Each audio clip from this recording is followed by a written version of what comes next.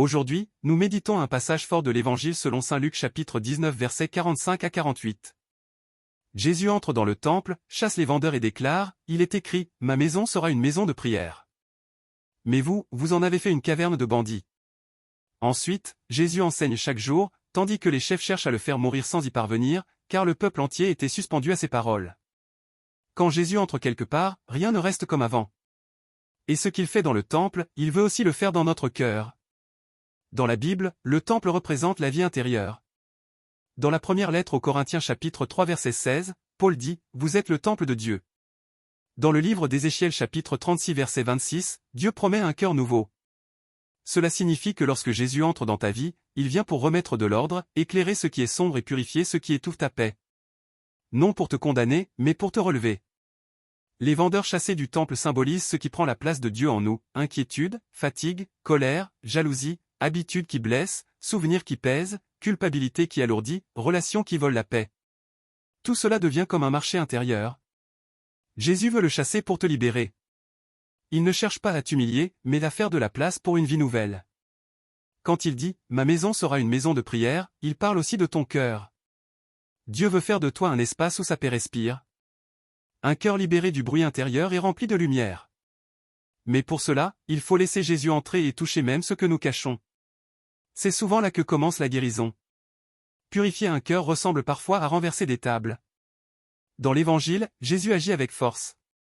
Et dans nos vies, cela peut se traduire par une relation qui s'arrête, une habitude qu'on doit abandonner, une vérité qu'on doit reconnaître, un pardon qu'on doit donner. On pense alors que tout se complique, alors qu'en réalité, Dieu est en train de libérer.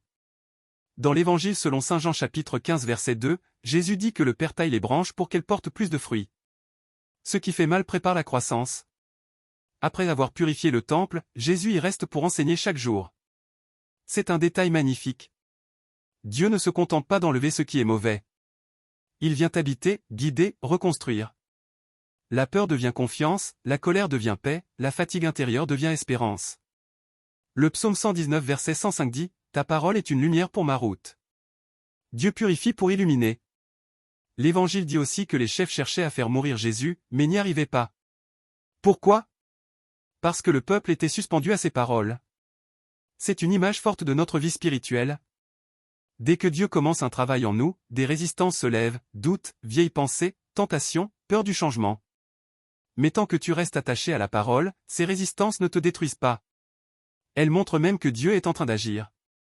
Dans notre cœur, il existe une part qui veut écouter Jésus et une part qui veut rester dans ses anciennes habitudes.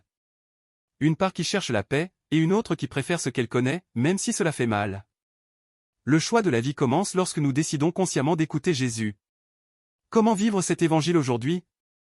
Premièrement, laisse Jésus entrer dans ton temple intérieur. Dis-lui simplement, « Seigneur, entre dans mon cœur. » Tu n'as pas besoin d'être prêt ni parfait. Dans l'Apocalypse chapitre 3 verset 20, Jésus dit qu'il frappe à la porte. Ouvre-lui, même timidement. Deuxièmement, laisse-le renverser les tables.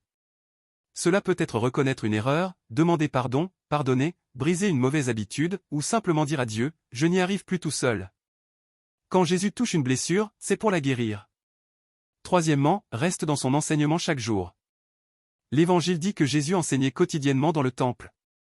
Toi aussi, prends un moment quotidien pour écouter Dieu, un verset, une courte prière, une méditation, un silence offert. La transformation naît de la persévérance.